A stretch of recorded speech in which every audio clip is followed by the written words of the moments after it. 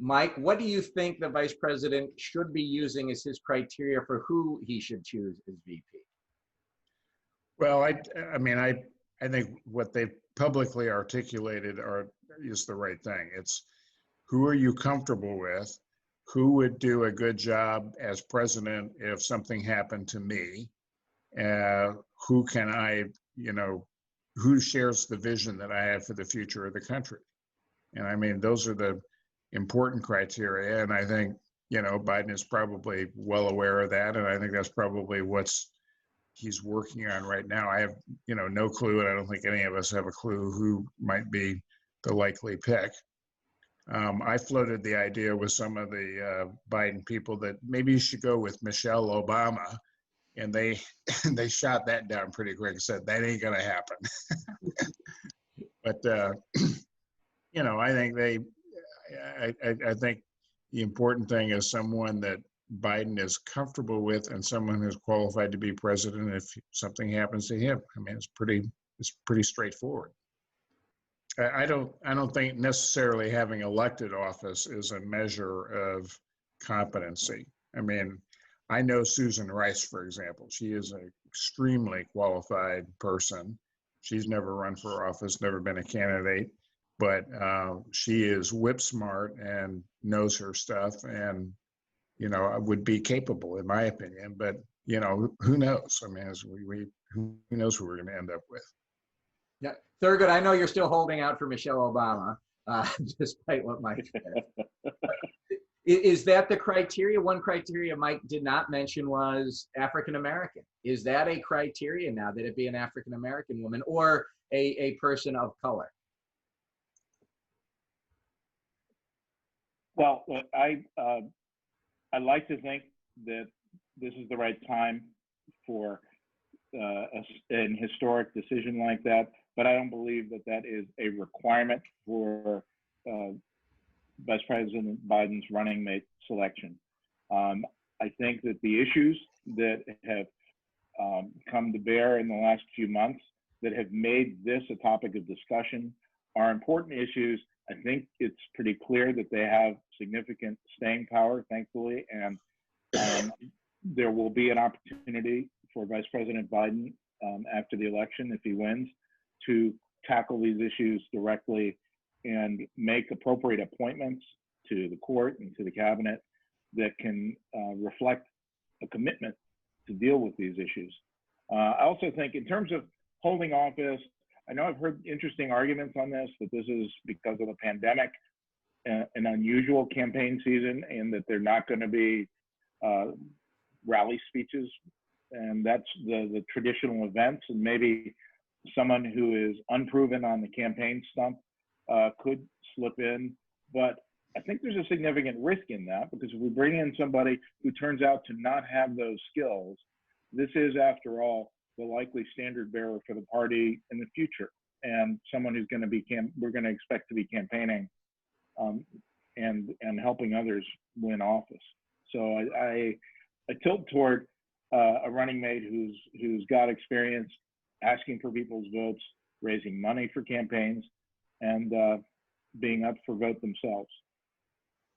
Peter, your criteria?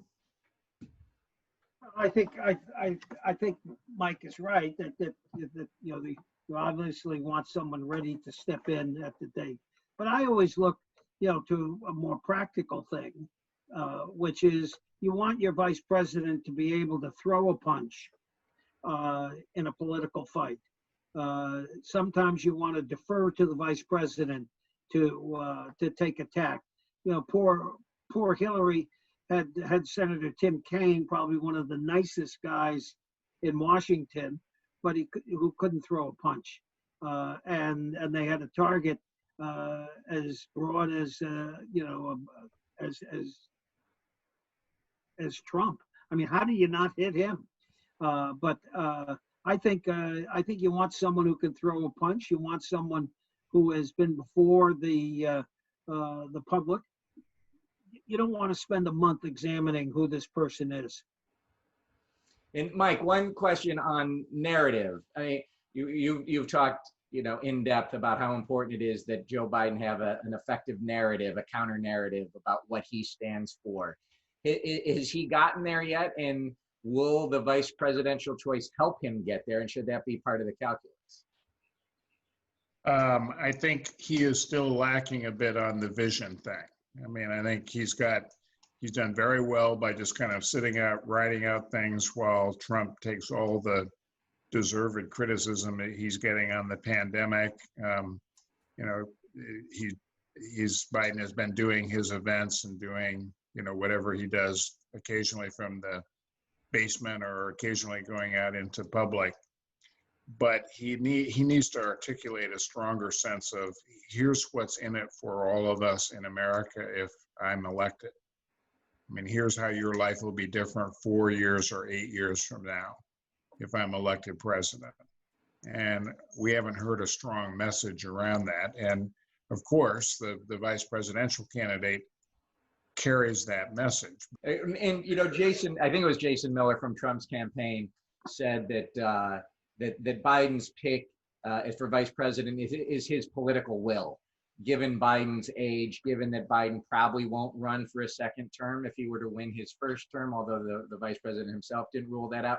Does that make this pick more important than previous vice presidential picks? Make it more determinative for how people might vote?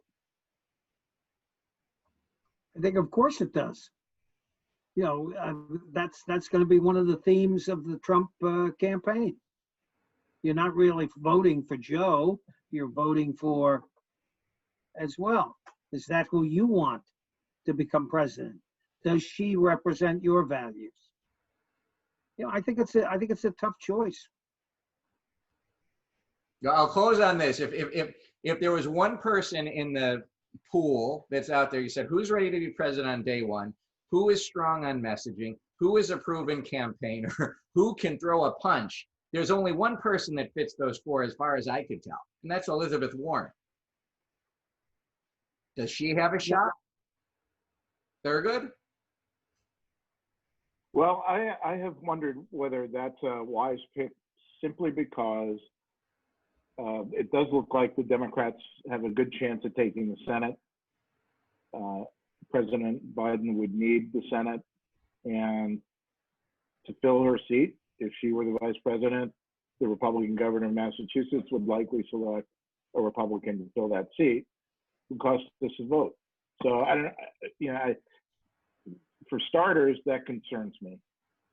Second of all, I'm a little concerned if they're going to play the Jason Miller card, that she may be a bit too old by those standards. I mean, she appears to be plenty healthy to me and energetic, but that does play into this argument that you have two relatively senior members on the same ticket. Peter, would you think she'd be a good pick? I think she'd be a good pick, except for the Senate issue. Unless the Democrats have solid polling that says that they're going to carry and have a majority in the Senate by 1 or 2, I don't think Governor Baker is going to cut a deal to say, oh, I'll appoint a Democrat. I think she's going to have to sit on the sidelines for this. So we got to get someone with a Democratic. If we're picking from the Senate, it better be from a state that the Democrats control. Although I would think, like, if forget this, if we got to win the presidency, and if she's the best chance to win the presidency, I don't care if we don't win the Senate. I do care if we don't win the White House. Yeah, I agree with you on that. I agree. Mike, we give you the closing word. Well, I'm not. I think Elizabeth Warren rubs a lot of older white men the wrong way. So I'm not sure she would be the best pick. I think Kamala Harris would be a good pick, would energize a big part of our base and has the competency and some of the background necessary to be president if that should be required. So I would go with her before some of the other people on the list. I would also, Governor Whitmer from Michigan, I think, is extraordinarily effective. I just don't know how far along they are, but she would be a worthy running mate as well. All right, well, with that, we'll leave this one here. Mike, thanks for joining me, Thurgood, and Peter. Good seeing you, Mike. Good being with all of you.